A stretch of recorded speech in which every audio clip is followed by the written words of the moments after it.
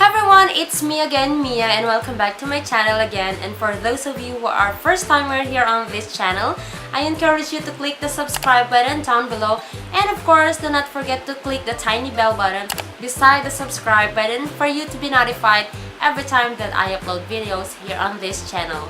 Patapos na ang February guys, so time na rin para sa ating monthly favorite. And I have just a few products here kasi nga hindi naman ako papalit-palit ng mga products. Itong mga to lang yung mga bago na na-try ko for this month and yung mga natuloy ko na rin na ginagamit.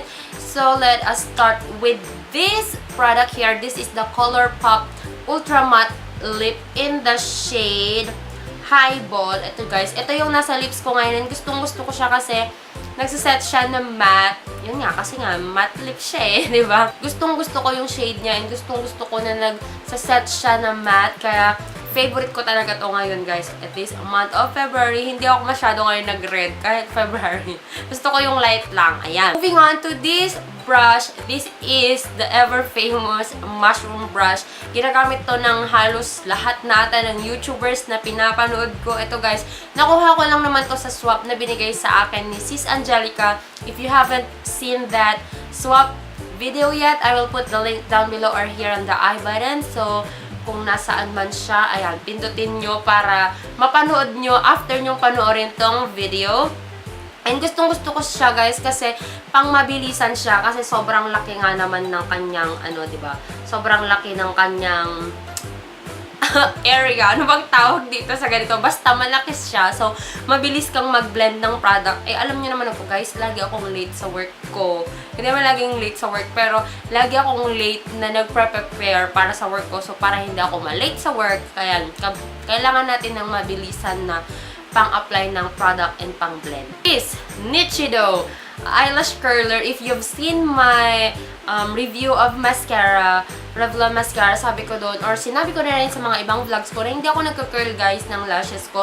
Nung pumunta ako ng Watsons, nakita ko yung Everbillen na 95 pesos siya, and dun sa tabi niya na rack, merong Nichido. Nakita ko 75 pesos lang. So, I got this one. And gustong-gusto ko guys kasi hindi siya masakit na ginaganon sa mata. Yun kasi yung ayaw ko. Kaya ayoko nagka-curl ng lashes ko kasi some curlers really hurt. Kasi yun nga, nakakaipit na siya ng lashes. Hindi ko alam kung hindi lang ako marunong or talagang masakit lang talaga. Pero dito guys, never.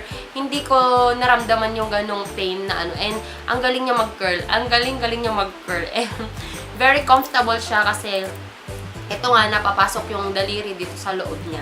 So, ayun. Favorite ko siya. Moving on to hair products, guys. Ayan, pack ganun. So, kapag napanood nyo na yung aking haul video na medyo maharlika, yung may thumbnail ako na puro bags na maharlika. Ayun, included naman siya ito sa mga mumurahin, sa mga pangpurita na kagaya ko. Ayan, nakita ko to guys sa Watsons. Naghahanap kasi ako ng conditioner. Ayun nga, nakita ko na madami siyang parang mga variants. Ayun, that's the word, variants. Na ano, meron silang aloe vera, jojoba, coconut, ayan. Eto, nakita ko tong milk.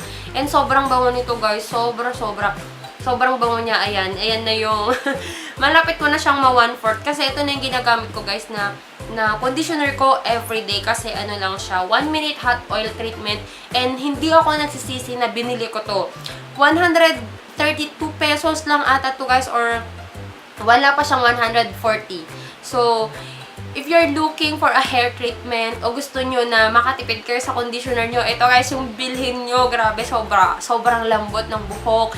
Ang bango-bango niya talaga. And yung scent niya, naglalast siya ng kahit 2 days. Alam mo yung morning ka maligo ngayon, tapos the next day hapon ka maligo, ano pa rin, andun pa rin yung scent niya. So, I really recommend this one guys if you are looking for a good hair product or conditioner. Of course, usapang hair pa rin tayo guys, and this is the Vitress. Included na naman siya sa monthly favorite ko. Pero parang ang tagal ko na to na hindi nasali sa monthly favorite ko kasi ang tagal ko nang hindi bumili ng ganito. Pero ever since high school ako, ginagamit ko na siya.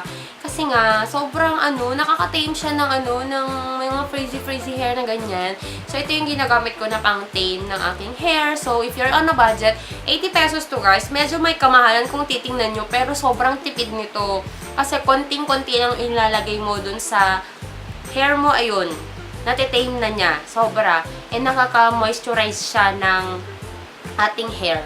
Next, sa hair products. And this is the Paganini Paddle ano ba tawag ito? Hair brush. Ayan.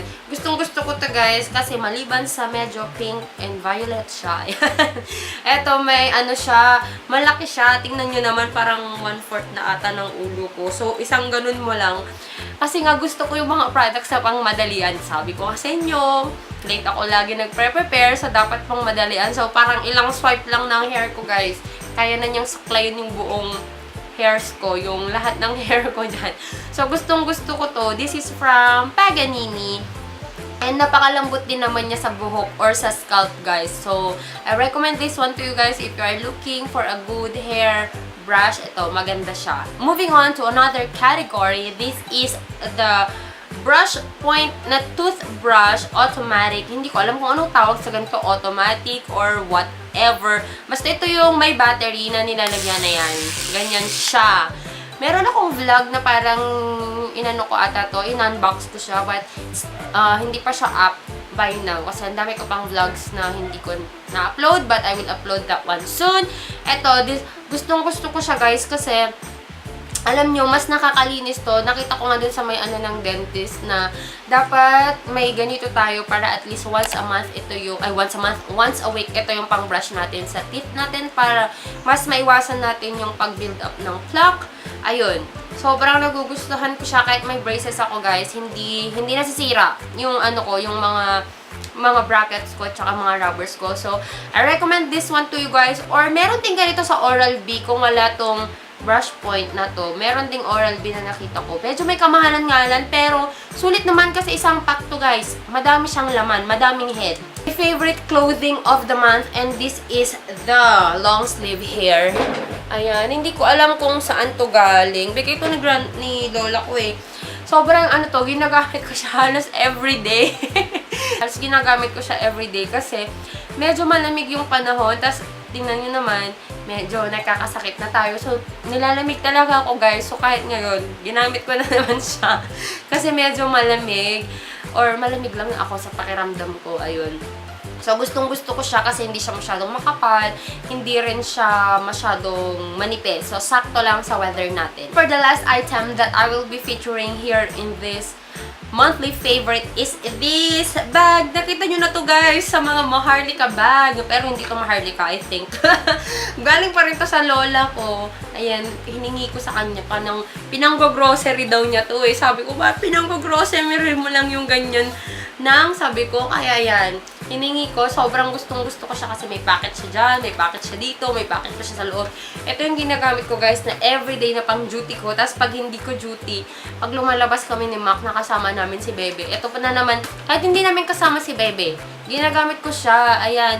Maganda kasi siya, madaming nakakarga, tapos stylish siya, hindi siya yung super duper backpack na naka-backpack na gano'n. Parang, alam mo yung mga uso ngayon na mga backpack gano'n, na maliit lang siya.